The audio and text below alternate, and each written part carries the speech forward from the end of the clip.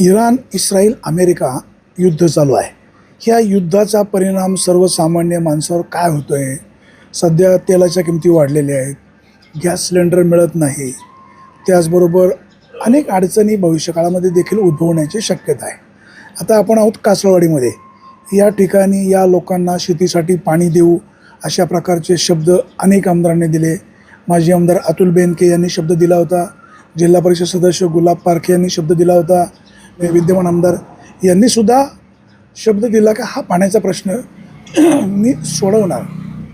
खासदार अमोल कोल्हे असतील, शिवाजी आढळराव असतील, आशाताई बुचके असतील, ही सगळी मंडळी शेतकऱ्यांप्रती नेहमी प्रयत्नशील असतात.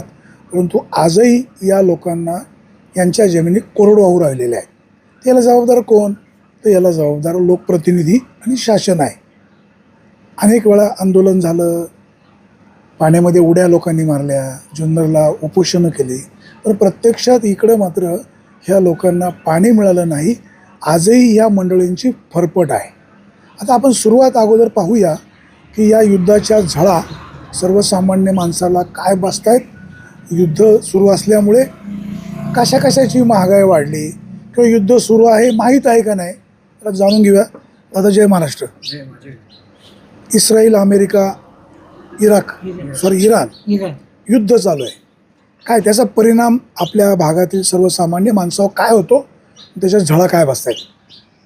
आता मुळात हे युद्ध म्हणजे अनपेक्षित, म्हणजे जरी परदेशात चालू असलं परंतु त्याच्या झळा भारतालाही पोचतात. कारण आयात निर्यात हे शेवटी हे जागतिक पातळीवर केल्याशिवाय पर्याय नसतो. आज शेतकऱ्यांचे पहिल्यांदा नुकसान अशी आहे की शेकडो टँकर आपल्या कंटेनर द्राक्षाचे लावून म्हणजे सीमेवर पडलेले आहेत, केळी आहेत, कांदा आहे. त्याचा परिणाम शेतकऱ्याच्या आज मार्केटवर बाजारपेठवर झालेला आहे. आणि उत्पादन खर्च बघावा तर गगनाला भिडलेले आहेत. त्याच्यातून मुळात रेट जरा असे जर खाली असले तर वर्षानुवर्ष शेतकरी कर्जबाजारी होत चाललेला आहे. शेतकरी जर तुमचा दमला तर तुमची बाजारपेठ जमली जाते. शेतकरी जर कर्ज काढून शेती करतो, उद्या शेती जर कर्ज न फेडूशी झाला, त्याचे जर 2 रुपये झाले नाही तो फेडणार कसे? आणि त्यामुळं जर तो थकला तर तुमची कुठलीही पण शाश्वत मार्केट किंवा बाजारपेठ ही शेतकऱ्यांची जेव्हा चाललेली असते, ही चालू शकणार नाही. याचे परिणाम शेतकऱ्यांना जे आर्थिक जी झळ सोसावं लागते त्याचे परिणाम उभ्या बाजारपेठला, मार्केटला त्याची झळ पोचू शकते. आज त्या निमित्ताने काळ बदलला. पूर्वी चुली असायच्या, नंतर स्टोचं रॉकेलचं एक अर्धा लिटरने बघायला भेटत नाही. तो तर विषय संपलेलाच आहे. परंतु गॅसची जी परिस्थिती आहे या युद्धामुळे गॅसच्या आज आपण मीडियामध्ये बघतो आहे, पेपरला बघतो आहे, अनेक शहरांमध्ये रांगाच्या रांगा उन्हातानामध्ये लागलं. काही चक्कर येऊन पडायची भारी, म्हणजे अशी परिस्थिती सध्या आहे. पर्याय काय त्यांना? शहरांमध्ये ठीक आहे, ग्रामीण भागात 3 इटा मांडल्या, चूल बनवली, कुठून तरी काढाकुडं आणलं, 4-2 दिवस त्याचं पुढं चालू शकतो. पण शहराची परिस्थिती काय? शहराला आता इकडे शेतकरी अडचणीत, शहरामध्ये गॅसमुळे अडचणीत, या असे दोन्ही सगळे विभाग संकटात सापडलेले आहे. पेट्रोल, डिझेल, गॅस किमती वाढणार, दळणवळण, मग तुमचे रस्ते बंद पडणार आहे काही दिवसात. हे जर असं चालू राहिलं ना, तुमची जी वाहतूक आहे, वाहतुकीचा परिणाम त्याच्यावर शेतकऱ्यांना तो बसणारच आहे. कारण जो माल मुंबई, पुण्याला, शहरांमध्ये जातो त्याच्या अनेक रेट मार्केटवाले वाढवणार. मग ही वाहतूक संघटना रेट वाढले म्हणजे तो भोगदंड शेतकऱ्यावर येतो. हे सगळं शेतकऱ्यावर येते. फक्त विषय आता शहरी विभागात जो माल एक्सपोर्ट होतो तो थांबला गेलेला आहे. तो शहरी लोकांना तो स्वस्तात मिळू शकतो, परंतु त्यांना गॅस मोठ्या अडचणीचा झालेल्या आहे. आता गॅसच्या टाक्या मिळत नाही. हॉटेल व्यावसायिक थांबले, अनेकांनी हॉटेल व्यवसाय त्यांचा बंद केलेला आहे. आता टोमॅटो मार्केट सध्या जे आहे, टोमॅटोचा सेल होत नाही, बाजारभाव देखील पडायला लागले. मग ती टॉमॅटो कोण पिकवतो? शेतकरी. मी शेतकरीच अडचण आहे, सगळ्या बाजूनी शेतकरी अडचण येते त्याची. आज मी टमाटर काढली समजा थोडक्यात हा म्हणून, ती मला नारगाव मार्केटला न्यायची. 20 रुपये कॅरेट असतो का 40 रुपये कॅरेट रेट घेऊ शकतो. वाहतूक नुकसान कोणती वाहतूक खर्च, नुकसान कोणते शेतकऱ्याचे शिव. परत तिकडं माल एक्सपोर्ट होत नाही, शहरांमध्ये जात नाही, त्याचा वाहतूक खर्च वाढणारी तो शेतकऱ्यावर येणार. मी ही व्यवस्था कोलमडलेली आहे आणि या पुढील काळात भविष्य काळात काय होईल सांगता येत नाही. आता आपण ज्या परिसरामध्ये राहतो या सगळ्या जमिनी कोरडवाहू आहेत. इकडे वडस धरणामधून उपसा सिंचन योजनेच्या माध्यमातून पाण्याचा पुरवठा करू असं माजी आमदार अतुल बेनके सांगायचे. विद्यमान आमदार शरद सोनवणे यापूर्वी आमदार होते तेव्हाही सांगायचे, मधल्या काळात नव्हते तेव्हाही सांगायचे, आताही सांगतायत. ते आमदार होऊन 1 वर्ष झालं. या विभागाचे माजी खासदार शिवाजी आढळराव त्यांचे प्रयत्न सुरू होते. विद्यमान खासदार अमोल कोल्हे यांचेही प्रयत्न सुरू आहेत. आशाताई असतील, गुलाब पारखे असतील, ही सगळी मंडळी प्रयत्नशील होते. पण पाणी मिळत नाही. आजही शेतकऱ्याची फरफट चालू आहे. आता लोकप्रतिनिधी आणि शासन या 2 व्यवस्थेमध्ये काय चाललं हेच आम्हाला कळत नाही. आमची खरंच शासनाकडून कोंडी होती का लोकप्रतिनिधीकडून होती हे काय आम्हाला कळत नाही. फक्त लोकप्रतिनिधी प्रयत्न करतात एवढा ठीक आहे. आमच्या या भागात जर आले ना ते आमचं बोलण्यापुरतं समाधान करतात. कोण सांगतं? सगळे लोकप्रतिनिधी. ह्या पूर्व काळात मग आढळराव पाटील सध्या करंट कोण सांगतं? करंट आता सध्या आहे ना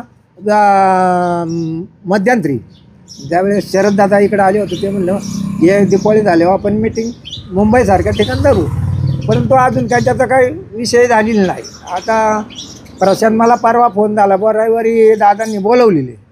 ठीक आहे बुवा, आता उद्याचं रविवारी प्रशांत पाबळे. अच्छा, ठीक आहे की उद्या अधिवेशन चालू आहे, रविवारी सुट्टी असेल, गेल्यावर बघू काय विषय काय नाही ते. आणि मी तर आता म्हणजे काय आहे कुठल्याही गोष्टीला काहीतरी मर्यादा असतात. यांच्या का पाठपुरावा किती करावा यालाही मर्यादा असतात. आता मी तर त्याविषयी माझी एक पोस्ट टाकली होतं बा का याच्या काही दिवसात मी उपोषणाला आमरण उपोषणाला बसणार आहे.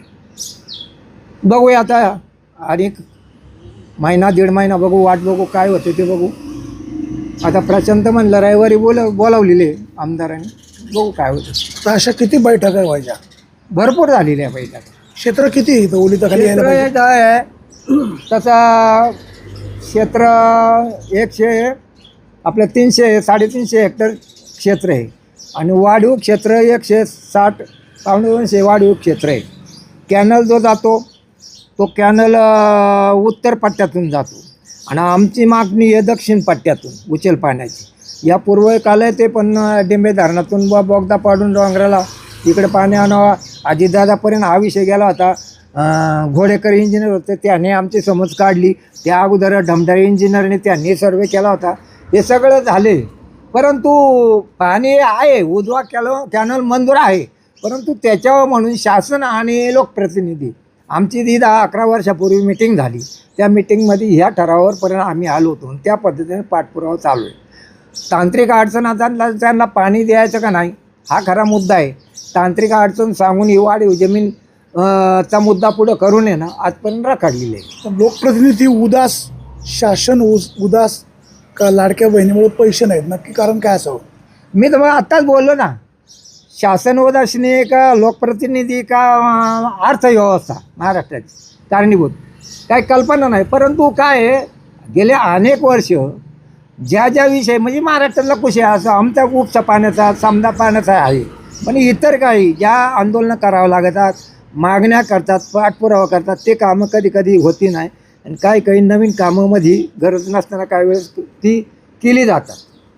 तेव्हा आमचं म्हणणं आहे शेतकऱ्यांसाठी या विभागात आज आमचे प्रत्येक बोरच्या पाठीमागे किती पैसे खर्च होतात. आता इथं जवळजवळ आहे ना जवळजवळ 600-700 हेक्टर जमीन आहे. हजारो बोर झाले असतील. त्याचे एका बोरला किमान 1.5 लाख रुपये पकडून झाला मोटारीसह. करा बेरीज.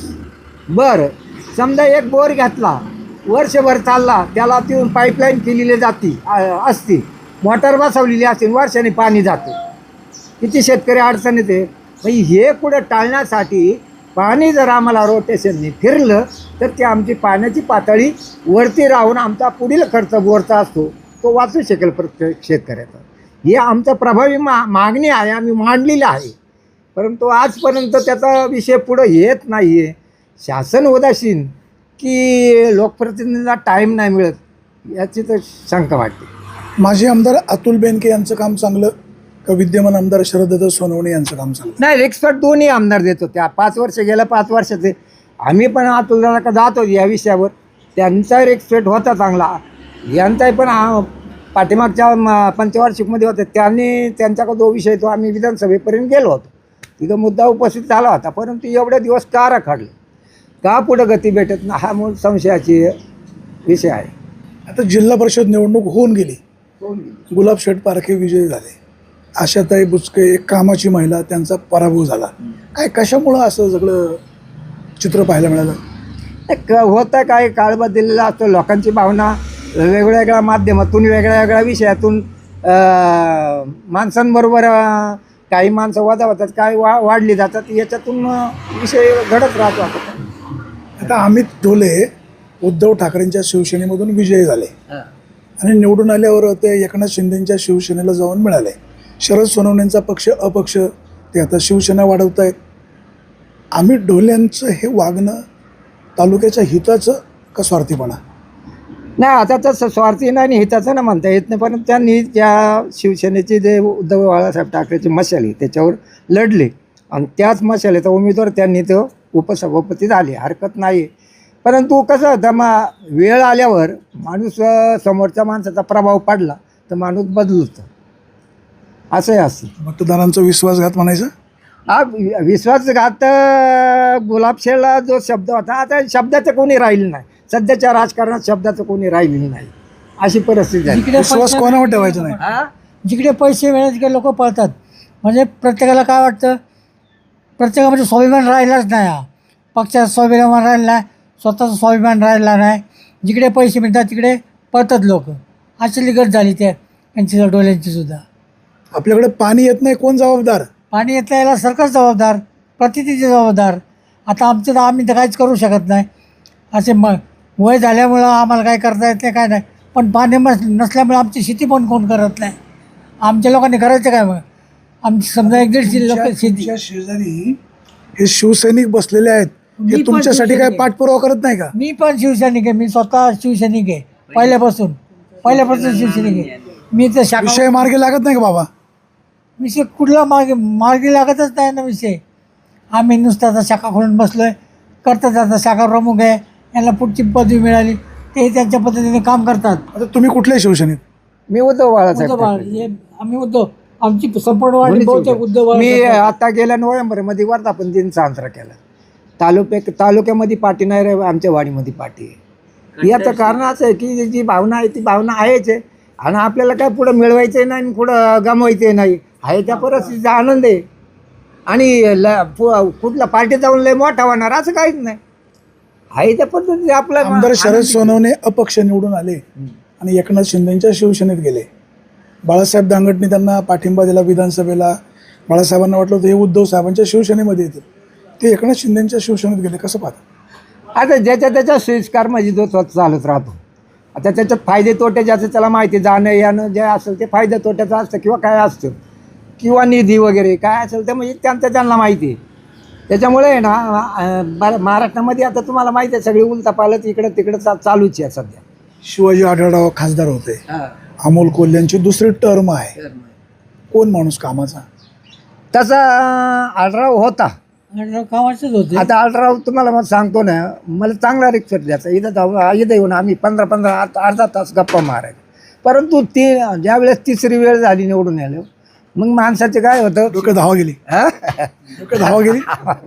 मग काय आम्हीच आहे सर्व अशा हिशोबाने मग त्यांचे वागण्यात बोलण्यात जो असेल काही तो फरक असतो होतोच. अमोलजी कोल्हे?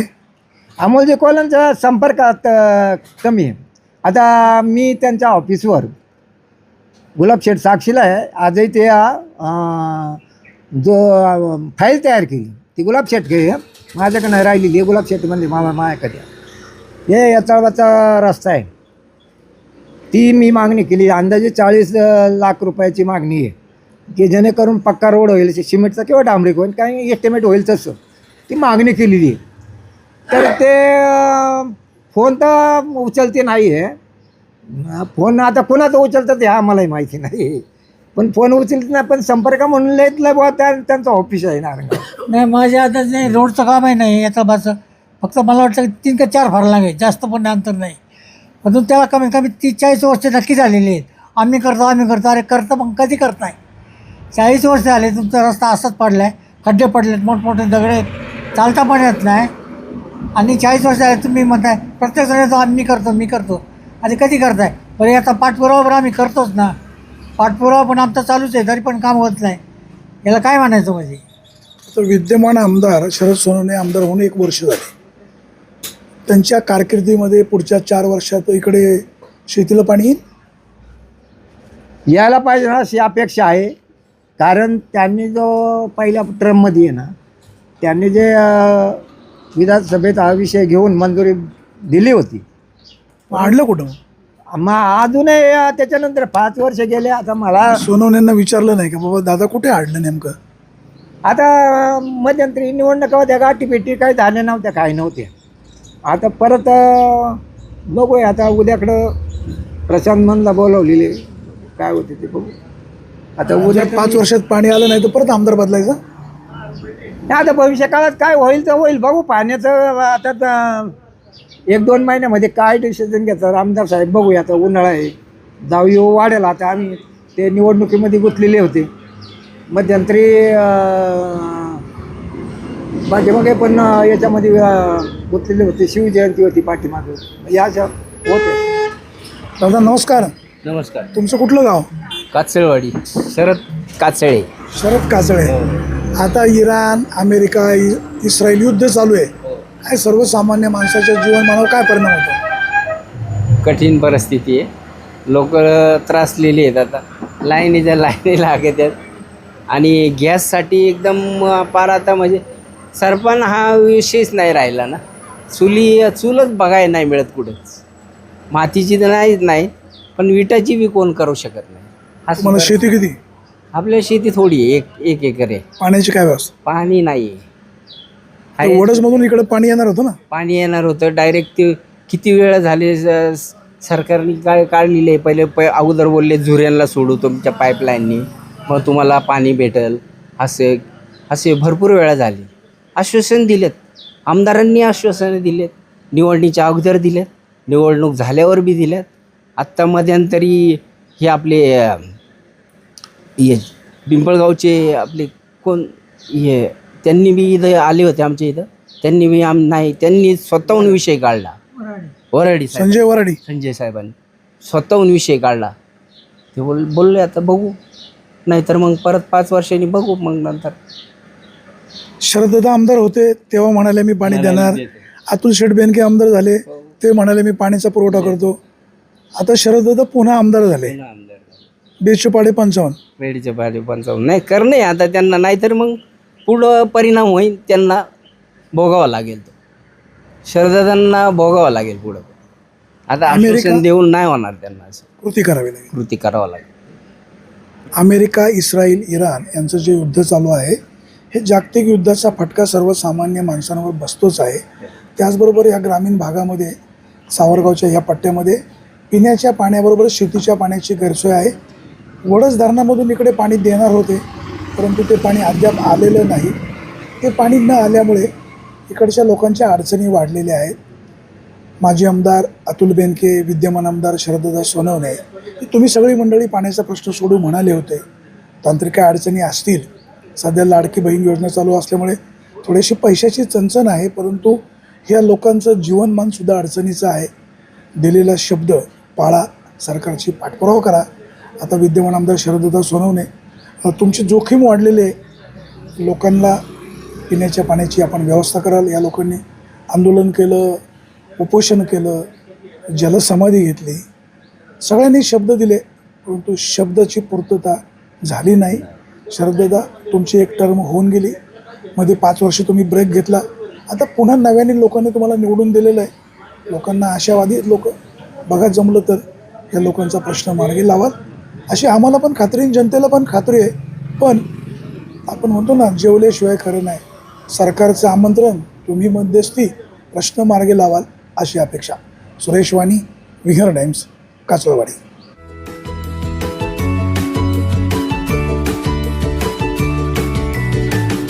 बातम्या शेतीच्या, बातम्या मातीच्या, बातम्या अन्यायाच्या, गुन्हेगारीच्या,